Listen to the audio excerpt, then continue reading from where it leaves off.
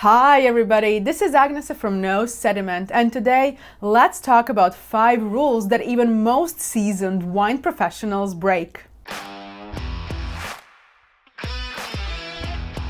When it comes to wine, we might use fancy language, but the reality is that there are these so-called rules, and like everyone else, whether mortal or immortal, we love breaking them. I hope you don't disapprove in the way I prefer my wine presented, in breaking with tradition. Sometimes it is due to lack of time or simply because it really does not make that much of a difference. And let's be honest, we shouldn't take wine too seriously. After all, it is an alcoholic beverage originally meant to make our heads a bit lighter. So why not break a few rules once in a while? No, I'm not talking about spilling wine while pouring or accidentally decanting half of the bottle on the table.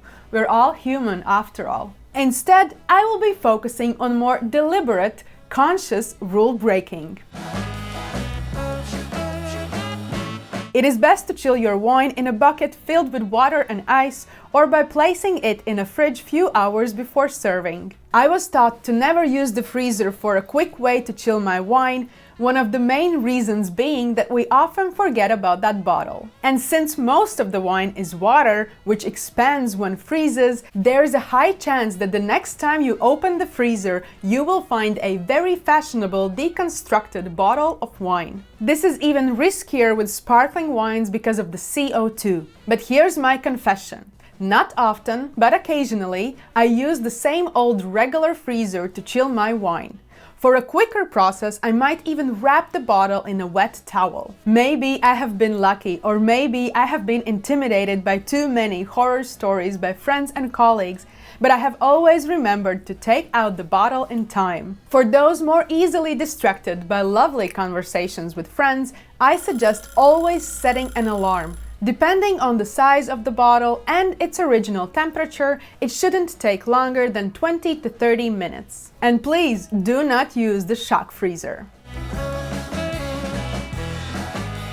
Sediment usually forms in aged red wines. Tannins and other polyphenols bind together, creating larger molecular structures that eventually become insoluble and drop out as sediment. Young wines can also produce sediment, especially if bottled, unfined, or unfiltered. In this case, the sediment forms early in wine's life from solid grape and yeast particles. These sediments are in no way harmful, but they can be unpleasant in the mouth, especially if they form larger clusters that might be mistaken for something else. In one of my latest videos, I talked about most common wine faults. However, I did not mention the presence of foreign objects in wine, such as small insects or even pieces of glass. So it can certainly be an unpleasant experience to find a firm object in your mouth, praying to Dionysus that it's not a bug or shard of glass. This is why in a restaurant setting it is considered a serious mistake to serve wine with sediment in the glass. A sommelier should always ensure the sediment is removed through decanting or filtering. However, as mentioned, sediment is not harmful, and many sommeliers and other wine professionals, including myself, may choose not to decant their wines at home, even when fully aware that wine might contain sediment. Maybe it is because we're a bit lazy, or in my case, it does not bother me that much.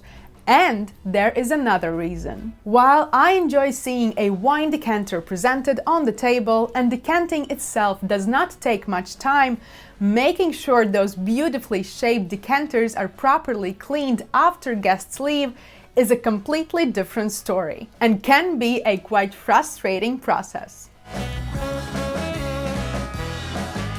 I have mentioned this rule in several of my videos. When you attend a professional wine tasting, make sure to spit your wine out. It helps you to stay fresh longer, allows you to taste more, and prevents any silly thoughts entering your mind like dancing on the table or arguing with winemaker. However, there are occasions when even the most dedicated wine professionals will not spit the wine out, and those usually involve exceptional wines. Sometimes it is because you have been offered a special bottle pulled from under the table or invited to a rare wine tasting, so you might decide ahead of time not to spit. For me, that decision every so often happens in the moment. I've been at simple walk-around tastings where a wine served to me is so extraordinary that it just naturally finds its way down. I even remember some wine tastings done for No Sediment here on camera where wine was so complete that spitting it out seemed almost inappropriate. And to fully experience the quality,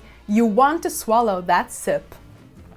Wow, what a concentration and intensity. So feel free to break the rule now and then, and instead of spitting that wine out, spend a bit more time with it, interact with it. If a wine makes you pause for a moment, that's how you truly separate a great wine from a good one.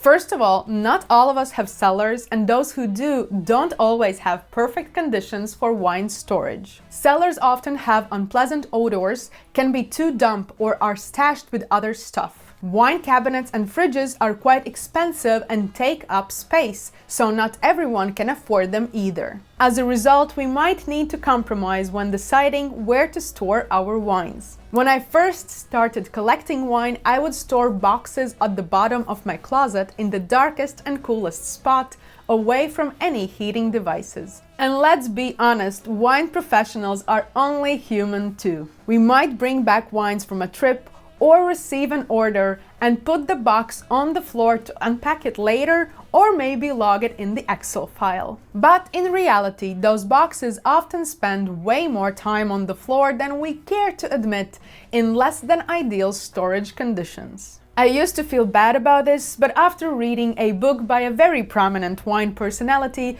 who confessed that often his wines spend months on his kitchen floor, I made my peace with it. I have also noticed that from time to time I will put a bottle in the regular fridge to cool down for an evening, but for some reason I decide not to open it. And sometimes that bottle stays in the fridge for months. So of course there are these ideal conditions we advise and expect wines to be stored, but when it comes to storing wines ourselves, we might stretch these rules a little bit.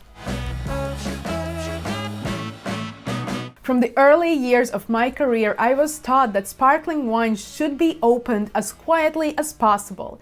The only allowed sound was slight tss, and I would practice every day to open sparkling wine as soundless as I could. While this remains a part of fine dining wine service standards, I personally don't mind my champagnes to be opened with a little bit of sound.